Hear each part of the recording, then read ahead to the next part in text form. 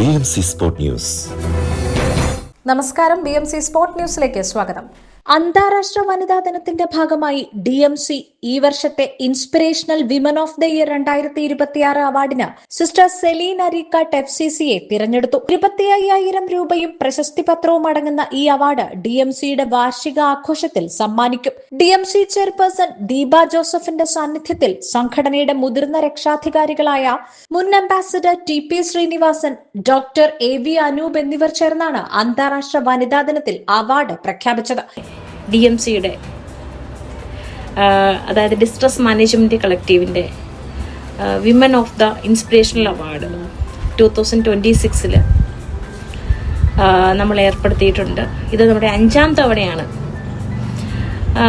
ഇത്തവണയും സമൂഹത്തിൽ പ്രചോദനവും സമൂഹത്തിന് കൈത്താങ്ങുമാകുന്ന അല്ലെ മറ്റുള്ളവർക്ക് മാതൃകയാകുന്ന ഒരു വനിതാ രത്നത്തെ DMC കണ്ടെത്തിയിട്ടുണ്ട്.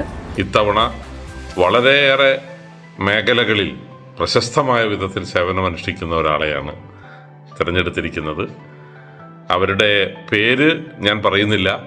കഴിഞ്ഞ വർഷത്തെ പോലെ തന്നെ നമ്മുടെ എല്ലാം പ്രിയങ്കരനായ പാട്രൺ ശ്രീ TP ശ്രീനിവാസൻ സാറായിരിക്കും ആ പേര് പറയുന്നത്.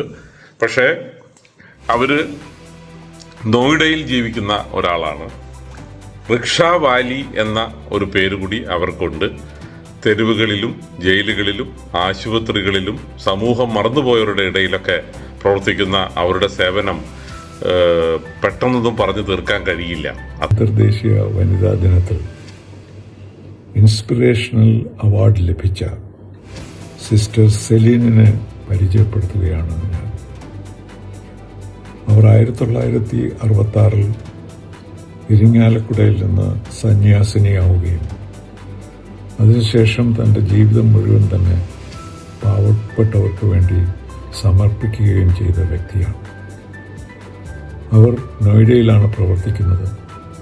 അവരെ എല്ലാവരും വിളിക്കുന്നത് റിക്ഷാ വാലി എന്നാണ്. അതിൻ്റെ അർത്ഥം അവരൊരു പ്രധാനപ്പെട്ട ഒരു പരിപാടി അവിടെ അവതരിപ്പിക്കുകയുണ്ടായി.